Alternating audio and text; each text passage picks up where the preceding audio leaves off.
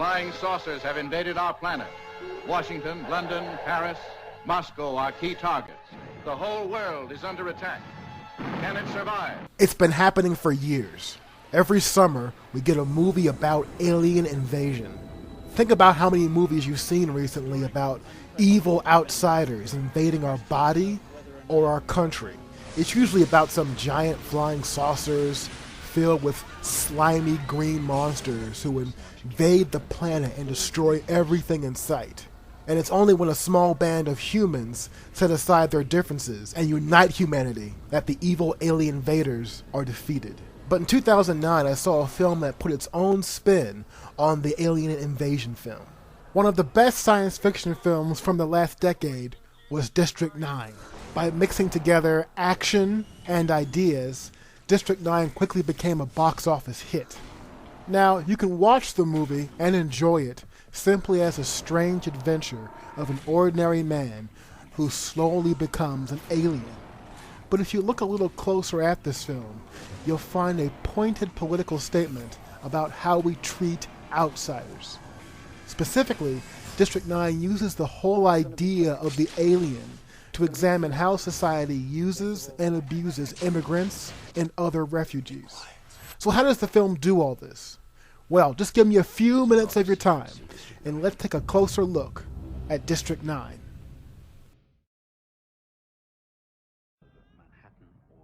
Now, usually in an alien invasion movie, the flying saucers hover over Washington, D.C. or New York, but in District 9, this alternative future takes place in Johannesburg, South Africa. Now, rather than looking like your typical alien film, the movie takes the form of a documentary, complete with talking heads and handheld cameras. Now, this use of documentary footage adds a bizarre sense of realism to this completely fictional story. It's no accident that the film takes place in Johannesburg, South Africa, a country with a long history of racial segregation.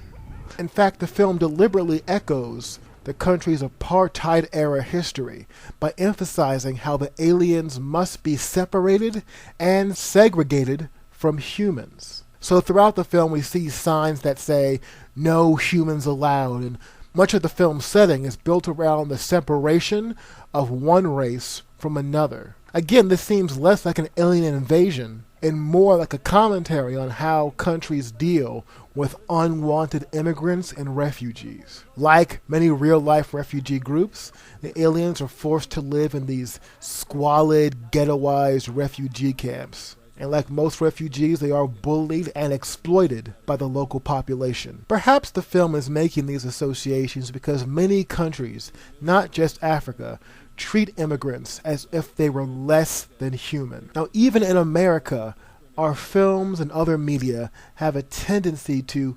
dehumanize the outsider, that person from another place. We even refer to those who are born outside our country as aliens.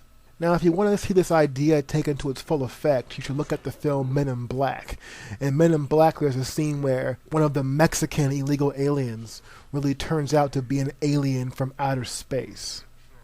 These associations between aliens and people from different countries appear all throughout popular culture. So, with a film like District 9, on the one hand we have a film about aliens from outer space, but on the other we have a film that's clearly a parable for how we turn the outsider into someone or something that is not human. Something alien.